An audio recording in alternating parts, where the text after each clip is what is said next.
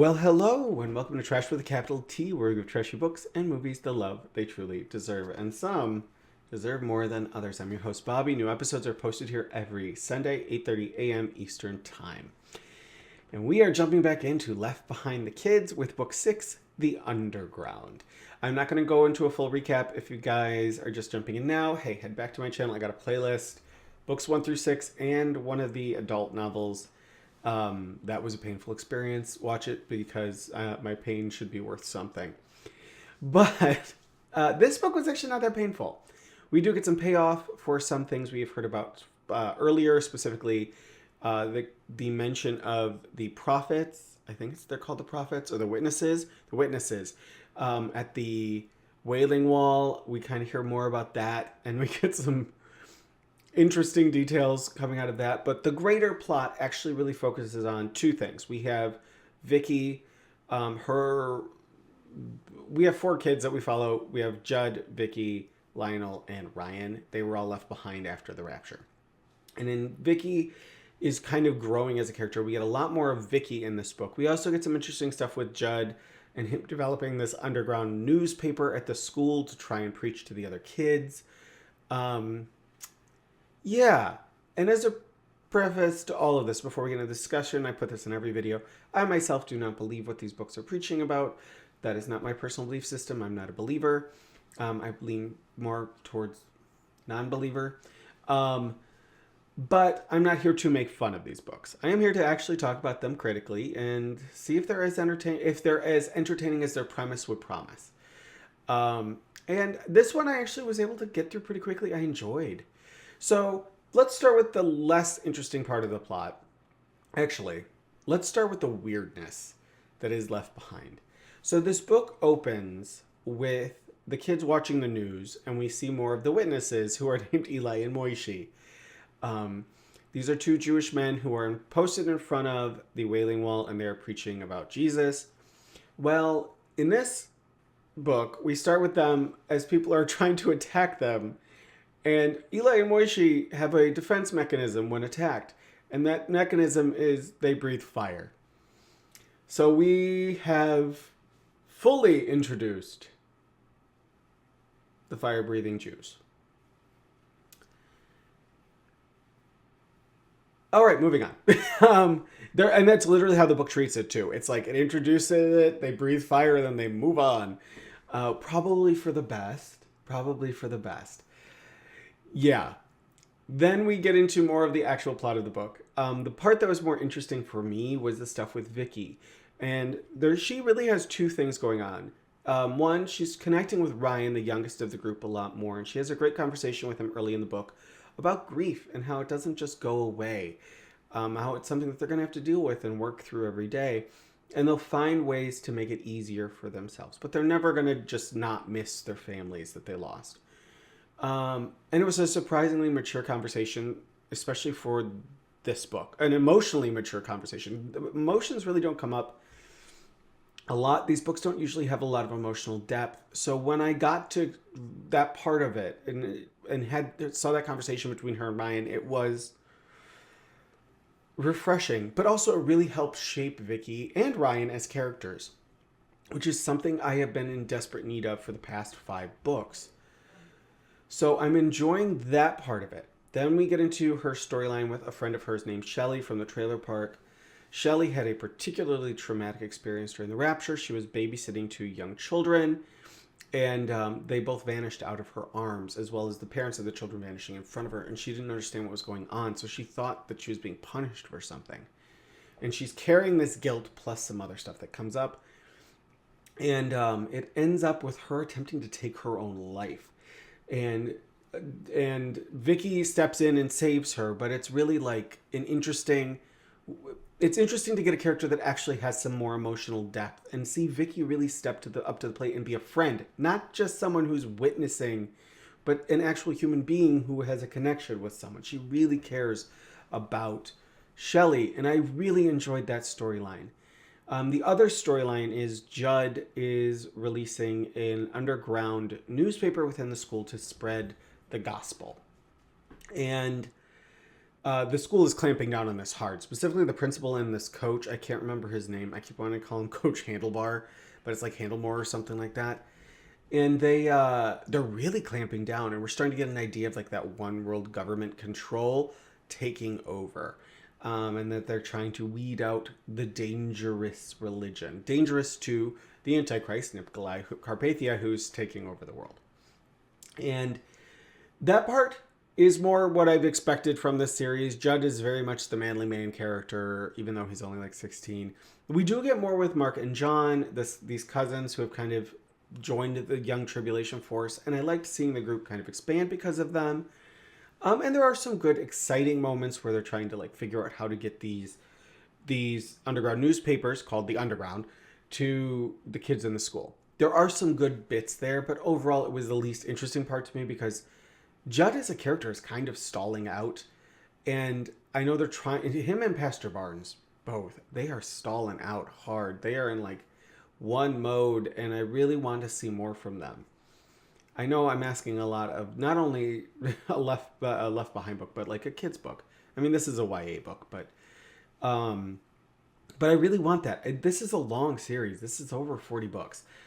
I want to see those characters grow, and Judd is just kind of in this like I'm the leader mode, or balancing his ego with being a good Christian, I guess.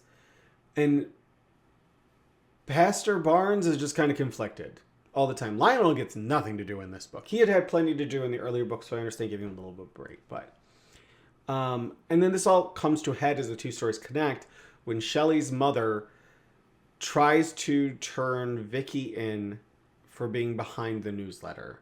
And that's where we end, is where the school is coming after Vicky because they think she alone released the newsletter, the Underground. I know the plot was a jumble because the plot is a jumble. A lot goes on and yet nothing happens. The book ends on a big cliffhanger, which I did actually not mind because that's how this is a serialized story. That works. And I like seeing it leading more into like, what's going to happen next, instead of like, here's a story, we're going to end it. And this arc, I was worried was going to be boring, and so far, I'm not bored. What helps is the book does not overstay its welcome. It is short.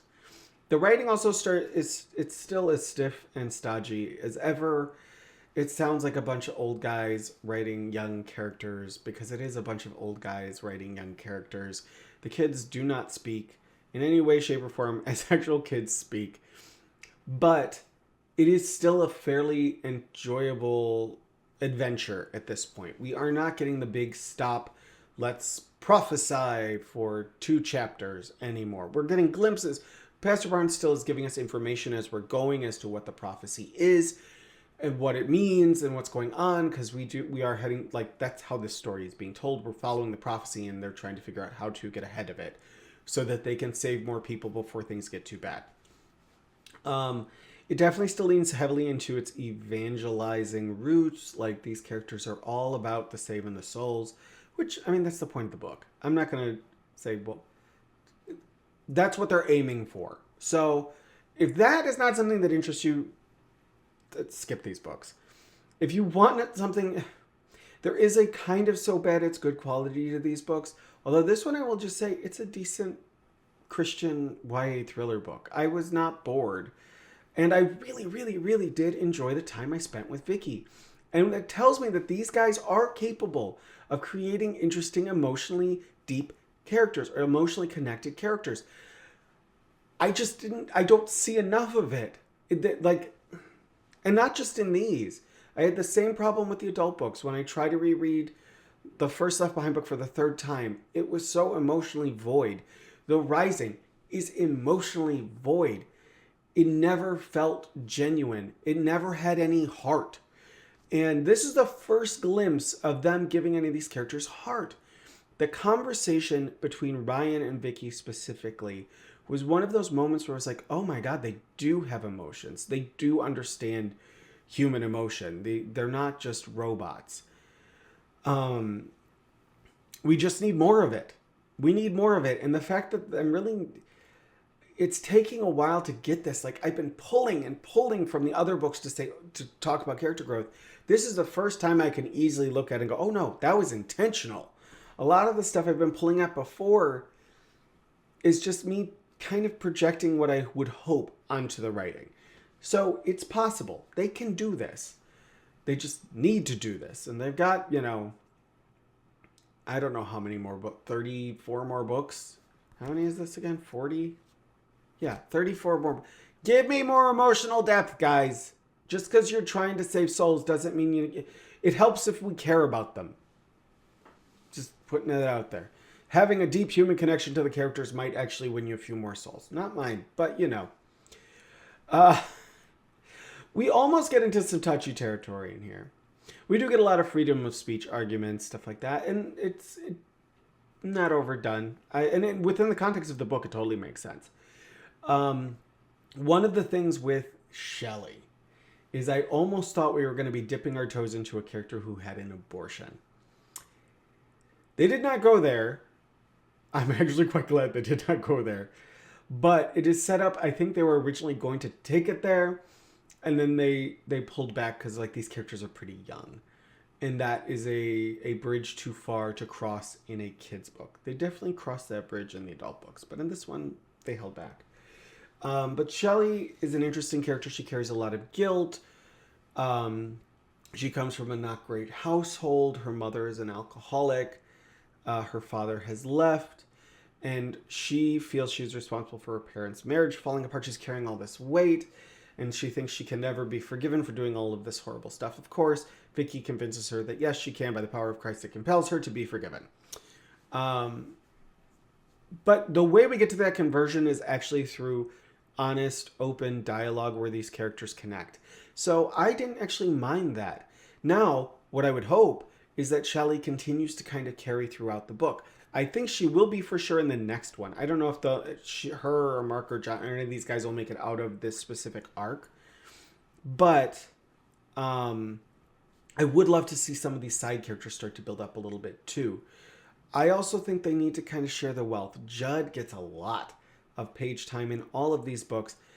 Give him a few books where he's off doing nothing or something else, and let us back with Lionel or give us more time with Ryan. I know, I'm just complaining to complain. Not really. I actually did not dislike this book. I think I gave it 3 stars. I don't know if I might have given one of these a 4-star. I think I gave this 3 stars, but as far as the series goes, I liked it. I got some more character moments. That's really what I want out of this. Yes, I would hope for some more action, but we get plenty of action. People love getting shot in the face in these books, and apparently also getting blown up. Or, in this case, people love getting incinerated by fire-breathing prophets. Yep. So, the action is not lacking. What I'm lacking is character. And when I get a little of it, of course, I'm going to be like, yes, I got some. So hopefully that continues. Hopefully. Okay, I'm going to put this down because my arm is tired. And I'm done talking about this damn book. I am going to continue.